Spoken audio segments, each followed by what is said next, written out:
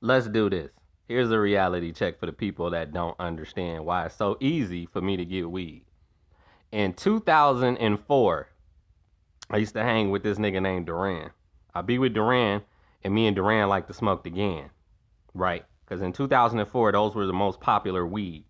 Two of them, the Gan and the Dro. Gan and Dro. And I preferred Gan more than Dro. Because a lot of times niggas that had Dro, that shit would be wet and you be trying to dry the weed out. And then when you dry it out, you still don't really get high because it was wet. And you also run a chance of it molding. This is just all kind of bullshit that I never went through with the Gan. So, point is, we knew a white boy. It was Duran homie that had the Gan. And he would charge 4.25 for an ounce of the Gan. 4.25 as in $420 for an ounce of Gan. And it was worth it because the Gan used to be stronger than weed nowadays, meaning I could smoke some Gan at 5 o'clock and still be high at 8 o'clock. You don't stay high for that long no more off of weed. It's not as potent actually now, depending on which weed you're getting. So my point is, nowadays I can get an ounce of weed for $75 at the dispensary, right? So this is why I say when my family members fucking with me, cursing at me, screaming at me, annoying me, like you act like you don't know. It's like, well, you don't. So I'm telling you now, it's specials at the dispensary every single fucking day, not just on the weekends with the dispensary that I go to.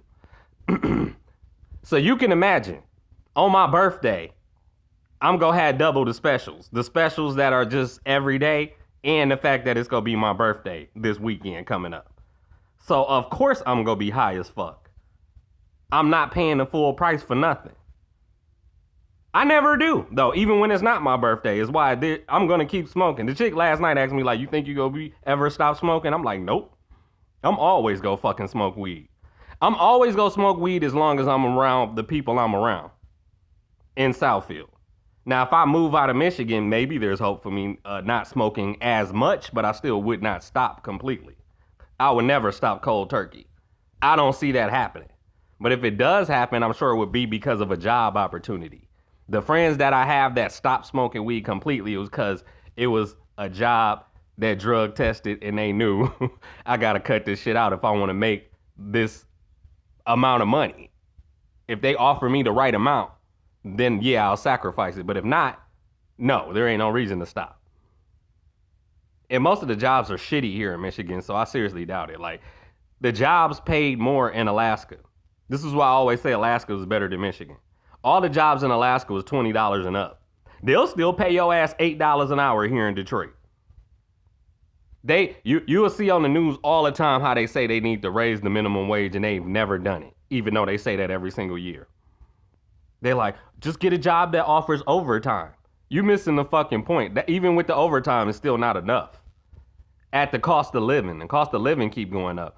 I had a 2-bedroom apartment in 2004. That 2-bedroom apartment in Southfield was $600 a month.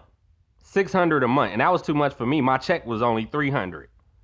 So my mama didn't get that shit either. Is why I say I don't want no shit in her name again.